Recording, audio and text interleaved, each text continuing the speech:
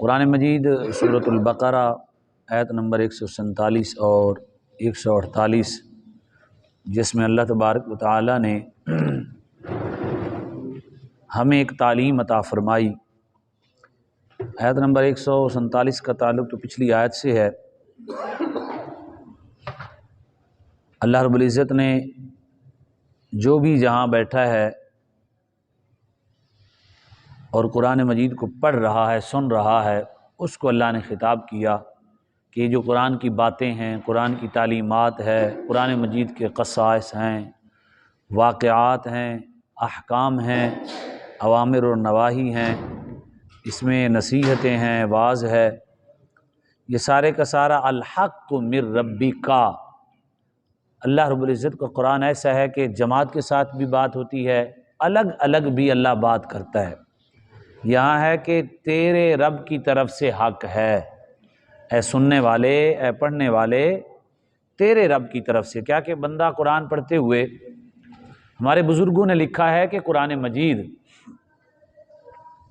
پڑھتے ہوئے یہ نہ سمجھیں کہ 14 صدیوں پہلے اترا ہے، جب بھی اس کی تلاوت کریں یہ سمجھے کہ ابھی میرے سینے پہ اس کا نور اتر رہا ہے، میرا رب مجھ سے بھی بات کر رہا ہے۔ تو اس ادا سے بندہ جب قرآن پاک پڑھے گا تو اللہ اس کو کامل برکات عطا فرمائے گا۔ تو اللہ ہمیں فرما رہا ہے ایک ایک کو فردن فردن، اللہ فرماتا الحق من ربک، حق ہے تیرے رب کی طرف سے، اے سننے پڑھنے والے، فلا تکونن من الممترین، شک کرنے والوں میں سے نہ ہو جانا۔ یہ سارا قرآن حق ہے، تیرے رب کی طرف سے ہے، اور شک کرنے والوں میں سے نہ ہو جانا۔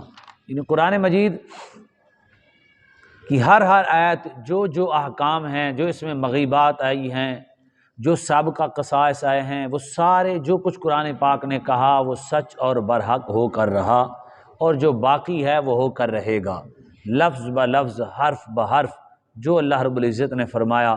جس طرح کئی واقعات ہیں قرآن مجید ہے، اللہ رب العزت نے موسیٰ علیہ السلام کی والدہ کو فرمایا کہ تم بیٹا صندوق میں ڈال دو، ہم تمہیں واپس دے دیں گے۔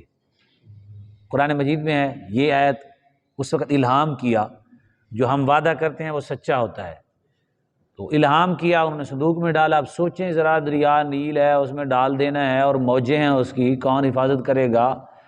وہ 3 مہینے کا بچہ ہے، تو صندوق میں بند کر دیا۔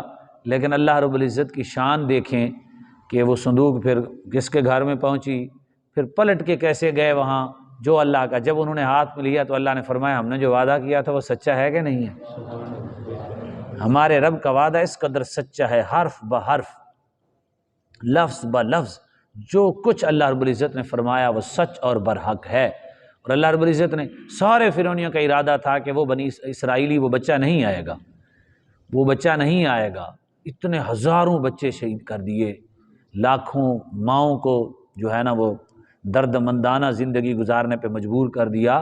لیکن اللہ رب العزت کی شان دیکھیں، اللہ نے فرمایا تمہاری گود میں پلے گا۔ اچھا پھر دیکھیں خدا کی شان، یہ دودھ پلانے کی مدت تک نا موسیٰ علیہ السلام اپنی ماں کے پاس رہے ہیں، کیسی بات ہے۔ یعنی ادھر بھیجا، اور ساتھ ہی خرچہ وہ ماہانہ دیتے تھے، اشرفیاں، فرعون اشرفیاں بھیجتا تھا نا، پورا خرچ دیتا تھا، گھر کا بھی، ماں جی کا بھی خرچ دیتا تھا، موسیٰ علیہ السلام کا بھی خرچ دیتا تھا۔ اللہ رب العزت نے فرمایا خرچہ تم کرو، کیونکہ میں نے اسی کے ہاتھ سے تیری بادشاہی چھیننی ہے۔ یہ اللہ رب العزت کا ارادہ یہ تھا۔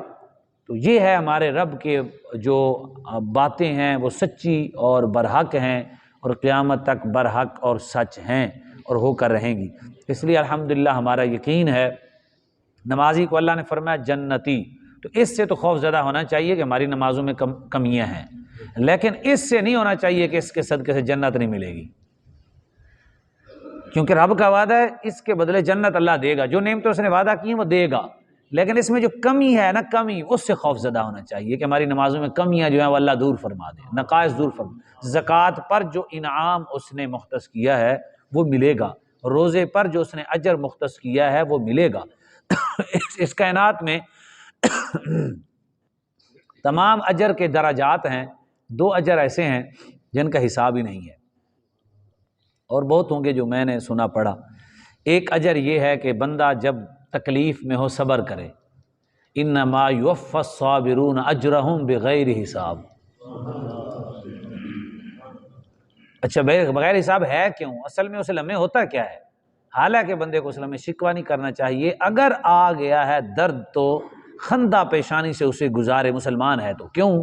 اللہ نے فرمایا تجھے تکلیف ہوئی ہے، تو مجھے وحدہ لا شریک مانتا ہے، ان اللہ مع الصابرین، اس وقت تو اس کے ساتھ رب ہوتا ہے، اس وقت اس کے ساتھ کیا ہوتا ہے؟ جس وقت اسے تکلیف آتی ہے وہ صبر کرتا ہے، اللہ اس کے ساتھ ہو جاتا ہے۔ تو بتائیں کوئی حساب ہو سکتا ہے؟ وہ اجر کیسا اجر ہے کہ اس کی معیت خدا اسے نصیب ہو گئی، قربت خدا اسے نصیب ہو گئی، مجھے نہ مرضی گناہ گار ہے، تو اس کا حساب ہی نہیں ہے۔ اور ایک ہے محبت، محبت میں بھی حضور نے فرمایا المرء مع من احببتا، جس سے بھی جو محبت کرتا ہے نا وہ اسی کے ساتھ ہوگا قیامت کے دن۔ محبت اچھی ہو یا بری ہو، اچھی ہوگی تو سبحان اللہ، حدیثیں ہیں، متعدد احادیث ہیں۔ ابو ذر رضی اللہ تعالیٰ نے 3 مرتبہ، انس بن مالک نے اس حدیث کو روایت کیا، ابو ذر رضی اللہ تعالیٰ نے حضور کو فرمایا رسول اللہ، کوئی قوم ہے، کوئی آدمی ہے، کوئی شخص ہے، وہ کسی سے پیار کرتا ہے، اس کے اعمال اتنے نہیں ہیں جتنے جس سے وہ پیار کرتا ہے۔ حضور نے فرمایا ابو ذر، جس سے جو محبت کرتا ہے وہ اسی کے ساتھ ہوگا۔ ابو ذر نے کہا انا احب اللہ ورسولہ، فرمایا یا رسول اللہ میں اللہ اور اس کے رسول سے محبت کرتا ہوں۔ حضور نے فرمایا جو جس سے محبت کرتا ہے اسی کے ساتھ اٹھے گا۔ انس نے پھر حضرت ابو ذر نے کہا انا احب اللہ ورسولہ، حضور نے پھر فرمایا، پھر انہوں نے کہا، یعنی بار بار وہ ایک کیفیت تھی نا، ایک نور تھا، وہ لذت لے رہے تھے کہ مجھے محبت ہے۔ اور انس رضی اللہ تعالیٰ عنہ فرماتے ہیں کہ نبی علیہ الصلوۃ والسلام سے ایک شخص نے پوچھا قیامت کب آئے گی؟ تو رسول اللہ صلی اللہ علیہ وسلم نے فرمایا کیا تیاری کی ہے؟ پوچھ رہے ہو قیامت کے بارے میں؟ تو اس نے کہا جی نماز روزہ وغیرہ میرے وہ تو کثرت نہیں ہے۔ کیا؟ یعنی جو فرائض ہیں وہ ہیں، کثرت نہیں ہے، اس میں تو کثرت ہی نہیں ہے، لیکن ایک چیز ہے، مجھے آپ سے اور آپ کے رب سے بڑا پیار ہے، میرے رب سے محبت ہے۔ حضور نے فرمایا جو جس سے محبت کرتا ہے وہ اسی کے ساتھ ہوگا۔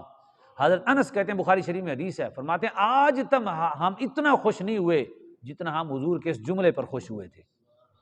فرمایا ہمیں خوشی ہوگی کہ ہمیں حضور کا پیار کام آ جائے گا، ہمیں محبت ہے۔ ان کو ویسے طبعاً محبت ہوگی تھی نا حضور سے، صحابہ کو ویسے محبت ہوگی تھی نبی علیہ السلام کی اداؤں سے، حضور صلی اللہ علیہ وسلم کی شفقت، رأفت، رحمت، سخاوت، جود و کرم، اور حضور کا اظہار نبی علیہ الصلوۃ والسلام کا، اور نبی کریم صلی اللہ علیہ وسلم کی عطاؤں سے انہیں ویسے محبت بہت زیادہ ہو گئی تھی۔ اس لیے پھر حضرت انس جو فرماتے ہیں، بڑا عظیم جملہ ہے، آپ نے خود فرمایا، صحابی رسول ہیں، 10 سال حضور کی خدمت کی، فرمایا کہ مجھے میری محبت پہ مجھے کام آئے گی، میں رسول اللہ سے بھی محبت کرتا ہوں، عمر سے بھی محبت کرتا ہوں، صدیق اکبر سے بھی محبت کرتا ہوں۔ یہ بخاری شریف میں حدیث ہے، فرمایا مجھے ان کی محبت کام آئے گی۔ بتائیں اعمال کتنے اچھے ہیں ان کے۔ صحابی رسول خدمت مصطفیٰ کی 10 سال خدمت کی، لیکن پھر بھی اپنا جو ہے وہ دار و مدار رکھا محبت پر۔ تو یہ 2 چیزیں بہت بڑی نعمت ہیں، بندے کو مانگنا چاہیے۔ حب، محبت وصال عطا کر دیتی ہے، محبت ملاقات کرا دیتی ہے، اتنی بڑی نعمت ہے۔ سقان الحب کأسات الوصال فقلت لخمرتی نحوی تعالی، دوسری غوث پاک فرماتے ہیں مجھے محبت نے وصال کا جام پلا دیا ہے۔ محبت اتنا ہوئی مجھے اللہ سے اور اللہ کے رسول سے، انہوں نے وصال کا جام پلا دیا ہے۔ تو یہ محبت ایسی چیز ہے جو بندے کی دوری کو ختم کر کے، وہ بعد کو ختم کر کے قرب میں بدل دیتی ہے۔ تو یہ عطائیں ہیں اللہ تبارک و تعالیٰ کی جو اہل ایمان پر ہیں۔ تو صبر بہت بڑی نعمت ہے، محبت بہت بڑی نعمت ہے۔ عبادات اس محبت کی راہوں کو آسان کرنے کے لیے ہے۔ عبادات کیا ہے؟ راہوں کو آسان کر، وہ راہ پاکیزہ ہیں۔ تو عبادت کیا کرتی ہے؟ بندے کے مال کو، کچھ عبادتیں مال کو پاک کرتی ہیں، کچھ عبادتیں کپڑوں کو پاک کرتی ہیں، کچھ عبادتیں جسم کو پاک کرتی ہیں۔ تو ایک پاک زندگی ہے، وہ راہیں آسان کرتی ہے تاکہ وصال جو ہے نا وہ قربت نصیب ہو جائے۔ تو محبت بھی اللہ ہمیں سب کو نصیب فرمائے، وہ محبت جو وصال تک پہنچا دے، سبحان اللہ۔ اور اللہ تعالیٰ صبر نہیں مانگنا، عافیت مانگنی ہے، ہمارے آقا کی حدیث ہے۔ حضور نے فرمایا صبر مانگنا نہیں ہے، صبر مانگنا نہیں ہے، اگر آ جائے تو پھر کرنا ہے، صبر مانگنا نہیں ہے، عافیت مانگنی ہے۔ اللہ ہم سب کو کیا عطا فرمائے؟ عافیت عطا فرمائے۔ اب صحابہ کرام، یہ جو اگلی آیت ہے، آیت نمبر 148، یہاں بڑی دلچسپ بات ہے. کسی چیز میں مقابلہ جائز نہیں ہے دنیا میں، گاڑی میں، گھر میں تقابل شریعت نے منع کیا ہے، جائز نہیں، مقابلہ نہیں کرنا. لیکن نیکیوں میں مقابلہ کرنا قرآن و حدیث کا حکم ہے. 2 پڑھی آپ 4 پڑھیں، اس نے 4 پڑھی آپ 8 پڑھیں. صحابہ کرام دیکھا نہیں ساری زندگی سیدنا فاروق اعظم اور سیدنا صدیق اکبر کے ساتھ کیسے مقابلہ کرتے تھے.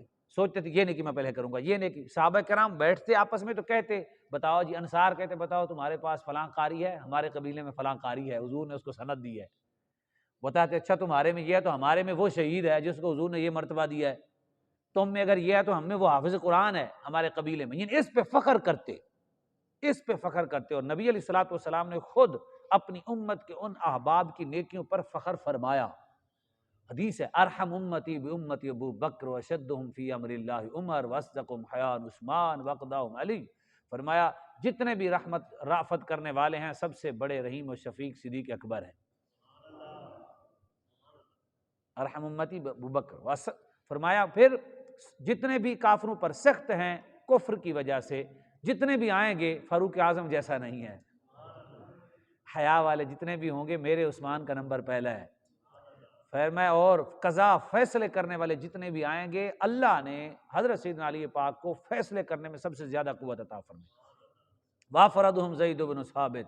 فرمایا میری ساری امت میں سب سے زیادہ جو فرض علوم جانتا ہے وہ زید بن ثابت ہے. واقرہم ابی بن کعب. فرمایا میری امت کا سب سے بڑا قاری ابی بن کعب ہے.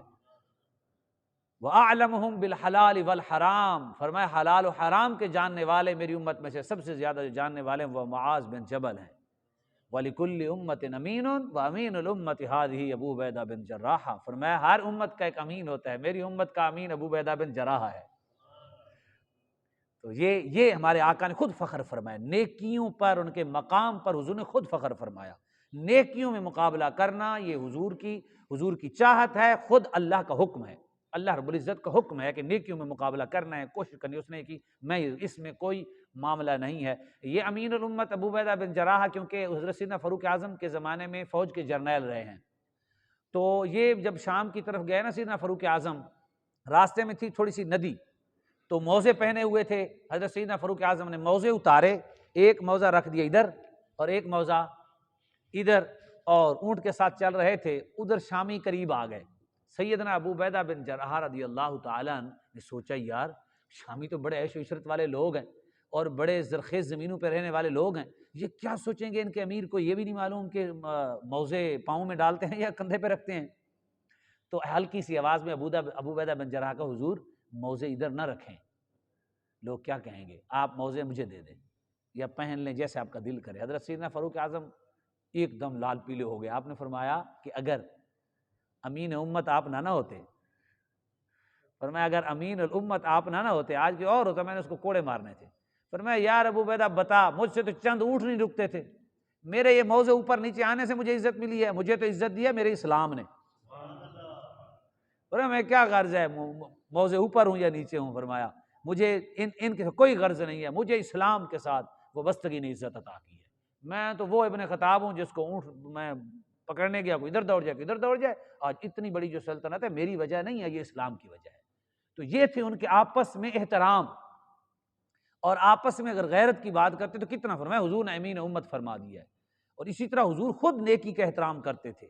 نبی کریم صلی اللہ علیہ وآلہ وسلم، میں نے کئی دفعہ یہ واقعہ سنایا ہے، صحابی کا جب فتح مکہ کے دن حضور نے مدینے میں پابندی لگائی، نہ کوئی آئے مدینے سے مکے جائے، نہ مکے سے کوئی آئے. راستوں پہ بھی حضور نے پہرے لگوا دیے، فرمایا کوئی خبر بھی نہ جائے. جانا تھا نا فتح کرنے مکے کو، تو ایک صحابی نے خط لکھ دیا، خط پکڑا گیا. خط جب آیا تو سیدنا فاروق اعظم نے کہا یا رسول اللہ یہ تو منافق ہے، مجھے اجازت دیں میں اس کی گردن قلم کروں. آپ نے روکا ہے، انہوں نے خط کیوں لکھا ہے؟ حضور نے فرمایا عمر اس نے بدر میں شرکت کی ہے، اللہ نے بدر والوں کو معاف کر دیا ہے. حضرت عمر رونے لگ گئے. نیکی اتنی بڑی چیز ہوتی ہے کہ حالانکہ ان سے خطا ہوئی، اجتہادی خطا ہے، خطا ہوئی، اللہ نے پھر قرآن اتارا. اللہ نے یہ نہیں کہا کہ یہ کیا کیا، یہ تو تمہارا ایمان بھی گیا. فرمایا یا ایھا الذین آمنوا لا تتخذوا عدوی وعدوکم. فرمایا جو میرا دشمن ہے اور تمہارا دشمن ہے اس کو یار نہ بناؤ. یعنی یہ ایمان والے کہا، پھر اس صحابی کو ایمان والے کہا. تو یہ ہیں ان کے آپ سبقت کرنا نیکیوں میں. اور نیکیوں میں ایک دوسرے سے بڑھنا، یہ اللہ کا بھی حکم ہے، اللہ کی چاہت ہے، اور رسول اللہ صلی اللہ علیہ وسلم کی بھی چاہت ہے۔ حضور خود چاہتے تھے۔ اب آیت ذرا سنتے ہیں، وَلِكُلِّ وِجْهَةٌ